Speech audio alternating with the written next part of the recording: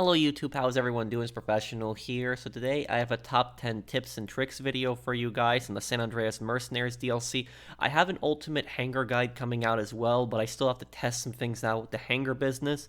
But anyways, on this video, I'm going to be talking about the tips and tricks in this DLC. So this is a video that I put out every time a new DLC comes out, talking about usually things in the DLC that the game doesn't do a really good job of explaining to you or doesn't tell you. These are things that people don't notice a lot of times when a new DLC comes out. So I hope that you guys enjoy this video, top 10 tips and tricks in the San Andreas Mercenaries DLC. If you guys do enjoy content like this, also be sure to drop a like. It does help me make more content like this. But anyways, let's start off the video right here. Starting off at number 10, we have new hidden weapons and the workbench. So as said in the patch notes, new weapons have been added around the hangar. Now there have been some previous weapons, which I'll show you guys the old weapons and I'll also show you guys the new pickups. But anyways, right here we actually have a parachute. I believe the parachute has always been here. Now if we actually run around over here, and I'm just speeding this clip up here, this is across from the door to the hangar, you will actually see a heavy sniper. That will be there. And then when you actually go up here, this is one of the newer weapons that's been added. The heavy revolver right up here. And if we actually run around here at the very end, and if we actually run over here, this is actually right near the entrance. So it's right above the entrance, the top level here, you will find a homing launcher. Now these actually used to respawn constantly after a few seconds. They don't seem to respawn back. But if you want them to spawn back, you just gotta go run outside and run back in the hangar. Now if you actually take a left right down here from that platform, we will actually be able to find sticky bombs. And additionally, there is a submachine gun that is actually on the platform right across from where your living quarters are. And we have the gun bench. The gun bench most people know about, but I still wanted to mention it's a great addition that we're able to actually use a gun bench in our hangar for once, and especially to buy Mark II ammo. Very useful for that. Next at number 9, we have the Eudora, and the Broadway can now be used for taxi work. So the Eudora, you actually buy that on Southern San Andreas, and the Broadway you actually buy it on Legendary Motorsport. Now, when you buy these vehicles, customize them, put the best, handling and the best engine and speed upgrades on them. And once you do that, put the Downtown Cabco livery on. Repeat, you need to have this livery on in order to be able to use them for taxi work. But once you put that on, you can just use them for taxi work just like the custom taxi arena variant. And it's actually much better. It's much faster, and these cars have actually better handling. So that's all you gotta do. Just once you have the livery on, you just activate it. You activate, R3 on the PlayStation, assuming this will be right stick on the Xbox. Not sure the key on the PC, but it'll be the same button to start taxi work. And you just pick up clients and you just take them to drop off. Now, taxi work is not that profitable, but with using these two new vehicles, it definitely adds more variety to it and definitely adds a point to having the livery on there. Next, number 8, we have Flight School. So the update doesn't really mention this much, but inside the updated hangar now, you will actually see the Flight School symbol, and you can activate Flight School just right from your hangar, and you can start whatever mission you want, like in this case, I started this one up. However, though, there's something else about Flight School here. You can actually use Flight School to fast travel all the way from LSIA, and this is another reason why you should actually have your hangar as Zancudo, because then you can just fast travel to LSIA just like that. You don't have to actually do the Flight School missions. And so when I want to get all the way across the map from Zancudo, from my hangar there, to the city, I can just activate Flight School, don't have to do the missions, back right out, and I'm just right there, just like that. At number 7, we have the ability to name garages. So garages, you can now create a name for them. And this is particularly helpful because it'll help you distinguish the location. Because a lot of times when I look at some of these addresses, like the city ones, the Eclipse ones, the Weasel ones, I realize which ones those are. But I also have a Paleto Bay house. And the reason I have a Paleto Bay house is because I just like to have a property all the way to the top of the map, even though it's a 6-car garage. And it's 4401 Procopio Drive. But the thing is, though, is I always mix this up with the other properties, and I'm trying to figure out which one is my Paleto Bay garage. And so what you can do now is you just call the mechanic, and you just add garage info, and you just changed it to whatever name you want. Now, I changed it to Paleto Bay House. We're unable to fit the E in there, but still able to read it. And then when I hover over it, it is Paleto Bay House. Now, I also have another property, 3655 Wild Oats Drive. That is actually a stilt house that I own. And sometimes I occasionally forget that that's a stilt house, that that's not one of the penthouses. And so what I did was I changed the name of that to Vinewood House so I know which one that is too. So I personally think this will actually help you get a little bit less confused with all the different addresses that you have for your properties. Moving on to number 6, we have ground sale tips. So it's been a month since the update came out, but a lot of people still do not understand fully how the ground cell missions work. So you should always do the ground cell missions. They're much easier than air cell missions unless you really like aviation, but you can do these missions completely solo. So here's how the ground cell vehicles spawn, how they work exactly. The ground cell vehicles are proportionate to the amount of players that are actually selling, up to 4 players. So if you are selling by yourself solo, even if you have 50 crates that you are selling from the hangar, you will always have 1 delivery vehicle. If you are selling, 50 crates, for example, with 2 people, you have 2 vehicles, like in this case, me and my friend. If you're selling with 3 people, you have 3 vehicles. If you're selling with 4 people, you have 4 vehicles. But here's the thing. If the other vehicles get blown up, as long as one vehicle still makes all the drops, you will get the full payout. So you won't actually lose. Like if you have 4 vehicles, for example, and 3 vehicles get blown up, you won't lose 75% of your product. As long as that last vehicle still makes all of the drops, you will get all of the money that you were selling it for originally, plus a high demand bonus based on the amount of players in the lobby. Like in this case, I was helping my friend sell. I was helping them sell a 50 crate hangar. And what we did here is we actually blew up one of the vehicles. And my friend was able to make the sale. We were still able to make all 10 drops, and they got the full payout. The one thing that we forgot to do is we forgot to take a screenshot of the payout at the end, but I'm telling you that you will still get the exact same amount. So as long as all the vehicles don't get blown up, then you'll be fine. If you make the drops in just 1 vehicle, so that means if you're solo, you can always get to do it with 1 vehicle. And if you're selling with multiple people, you don't have to use the other vehicles unless you want to make the mission go quicker, because more people driving, the quicker the mission's going to finish. Also, one other thing I wanted to mention, when you're actually doing certain missions like the Outlaw Cell mission, it's driving this, off-road vehicle here, you will actually see kind of these blue flares, these blue smoke that will actually be going up. And that'll actually show you oftentimes the better route to take. So it'll show you a quicker route to actually get to your drop. So you can use that smoke to basically pinpoint where the next drop is going to be. However, it's not always the quickest necessarily, but in most cases I found it to be. Like in this case, it was actually telling me to go around this hill, but I actually just went over the hill to make it a little quicker. But just keep that in mind. If you have those missions where it's a delivery one at a time, you can actually use the blue smoke to basically triangulate the path towards the next drop. And if you have multiple people selling, you can have the next person start following the blue smoke and get ready to the next drop. Even if it's not on their map, they'll be ready there once you make that drop and the next drop is ready. Next at number 5, we have Rooster tips. Now, this is going to be a little controversial what I'm saying right here because not everyone might agree with me, but I will show you the stats on Rooster exactly, and I'll also explain why I feel the way that I feel. Now, some people think it's worth sourcing with Rooster, I've noticed. Some people think that it's not. Now, with Rooster, you can go up to him in the hangar, and you can source between 1 to 2 random crates for you. Now, you pay him 25 grand. It takes him 48 minutes to get those crates back. And is this really worth it? I don't really think so. And this is the reasoning why. It's $25,000 per mission. It's 48-minute cooldown. You can, obviously source other crates in between, but you're going to get a random crate and you're paying for it.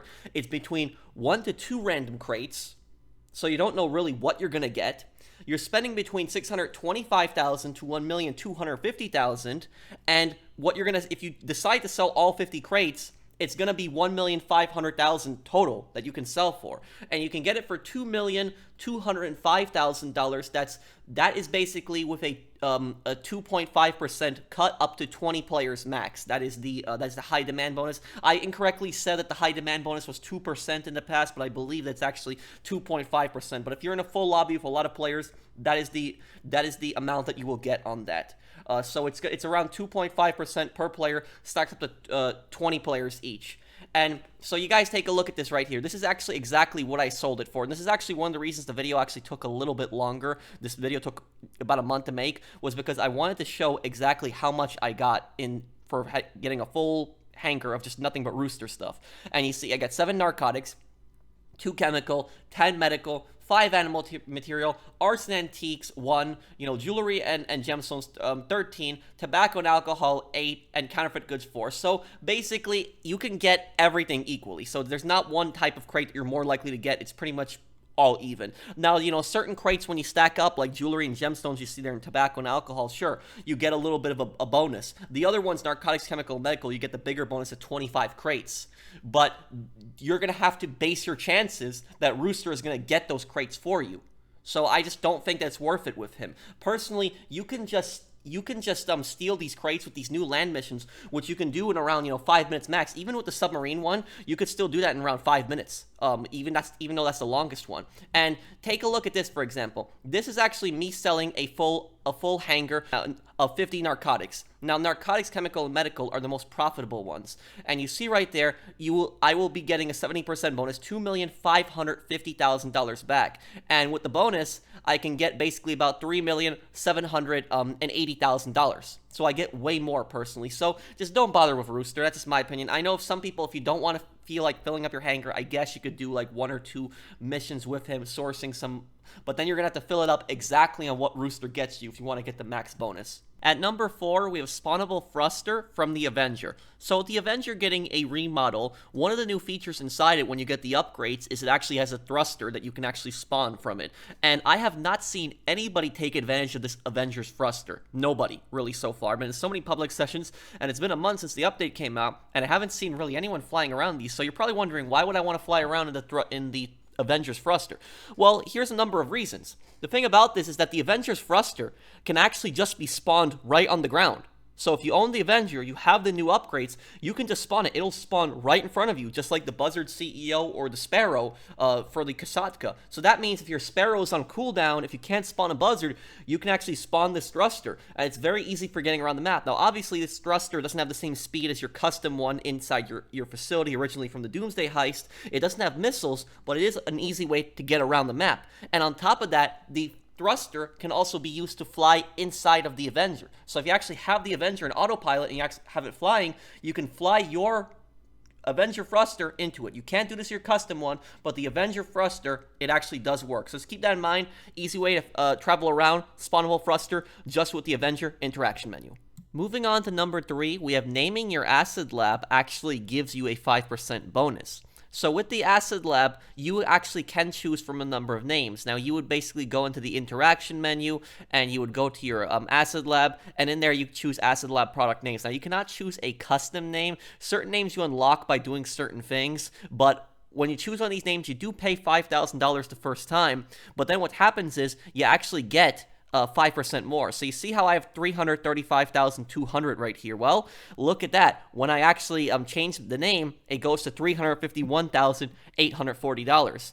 And the bonus, the high demand bonus, actually applies to this as well. So we'll get a 2.5% bonus per player in that lobby, up to 20 players. And so we will be getting $175,900 back in a full lobby. Now, selling in a full lobby is actually easy with the Acid, especially if you're doing it solo. You got one bike. You don't really got to worry about that much. You just drive it around really quick, activate Ghost Organization. Even with activating with Ghost Organization, that's what, 12 grand for the Ghost Organization, and you can make a extra bonus of $175,900. We add that to $351,000, and we can get up to $527,000. So you buy 2 batches of full supplies for this thing, $60,000 each batch, $120,000. So with the bonus, you can easily make up that difference. So keep that in mind. Choose one of those names for the Acid Lab. Get a 5% bonus when you're selling.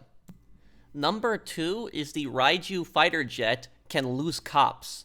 So a lot of people actually don't know about this, but there's actually a few stealth vehicles in the game which can actually drop your wanted level down. And these include the Akula, the Stealth Annihilator, and now the Raiju. When you activate stealth mode, when you are in these vehicles, it does not matter the wanted level that you have. As long as it's over 2 stars, the wanted level will drop down to 2 stars when you activate stealth mode, even if you are in bird's eye view of the cops. So take a look at this, for example. I have a 5-star 1 level. I get into my Raiju, I activate stealth mode, and there we go. 2 stars. Like that. You can easily use this to drop cops on a lot of missions, especially when there's a lot of free mode missions where you actually can't call Lester, but you get more than 2 stars. The Raiju is especially helpful for that. And because it can climb in the air so quickly, you can get up really high where the helicopters and the cars can't see you. Easily lose them, and at 2 stars, helicopters don't spawn anymore at that point also. So the Raiju is not just great for agility, and it's also a very fast aircraft, but it's also great for losing the cops and evading them. Before I reveal number 1, I wanted to give a few special mentions. So special mention number 1 is that the Savage's cannon has not been nerfed. This is kind of a strange one to put on here, but I just wanted to point that out that a lot of people miss this vehicle. The Laser, the Hydra have nerfed explosive cannons. So their cannons are firing, at a much slower rate. The Savage is still very much the same. So if you're looking for explosive cannons that can take vehicles out really quickly, Savage is your vehicle for that. Special mention number 2 is that RC Banditos can actually be used for the garage missions, for land missions in the hangar. So certain missions that you will get in the hangar, you will have this garage that you go up to, and there's a security camera. However, what you can do before taking out the generators is spawn an RC Bandito. If you own one, you need to own an arena shop, and basically you just drive it in here, and you detonate the security panel. Once you detonate the security panel, all you pretty much gotta do is then just shoot the generator. You go right in. You don't have to deal with any extra enemies. It's easy. You can do this for every single one. It's a garage one. There's 2 in La Mesa, and there's 1 in Richmond. And the number one tip that I can give in the San Andreas Mercenaries DLC is how to trick griefers with the Orbital Cannon. Now, this one you might not encounter because you might not be playing in public sessions, but me personally, this is a personal one for me, because I've gotten Orbital Cannon so much, and I'm pretty sure it's happened to you guys at least a few times. You have some idiot teleports back to their facility with a heist invite, getting ready to Orbital Cannon you. Well, I posted this video a month ago showing people a new tip. So, in this update, the Orbital Cannon can no longer be instantly reset or refunded to prevent players from being repeatedly targeted. This means that if they fire the orbital cannon at you, even if they miss, they cannot get a shot back. In the past, if they actually missed, or if they hit an RC car, they could get a shot back. And even when people try to do the orbital cannon glitch, which my friend tried to do the orbital cannon glitch to test to see if it worked, he tried to, close his game, and it wouldn't work either. He would always have the cooldown. Sometimes he would lose the money, but other times he wouldn't lose the money, but he would still have the cooldown, the 48 minutes on it. So griefers can only really hit you once with it. But here's the thing. This is what you do to really piss griefers off. When you're fighting somebody, right, and that idiot runs back to their facility, just teleports in, and you see them vanish, spawn an Imani Tech vehicle. One of the best vehicles for this is the Buffalo STX. These are a lot of vehicles that were added as part of the contract DLC in December of 2021. And what you want to do is you want to have the remote control feature specifically on the vehicle, remote control unit. What you do then at that point is when the griefer's in their facility, all you guys basically got to do, just drive the vehicle around. That's it. And this is from my friend's perspective here. You see him on the orbital cannon, and you see me in the car here. And so from my friend's perspective, it just looks like I'm in any other regular car just driving around. Remember, the griefer isn't really going to know that unless they see you getting into the Buffalo STX or they really, really carefully zoom in. But I doubt that most griefers are going to be thinking about that. And look at that. My friend blows me up, and he didn't kill me because I'm not in the RC vehicle, but the orbital cannon thinks I am. And he lost his money. He lost the $750,000 for that. So just keep that in mind. If some idiot teleports in their facility, spawn an RC car. You can spawn an RC vehicle too, but the griefers might catch on to that.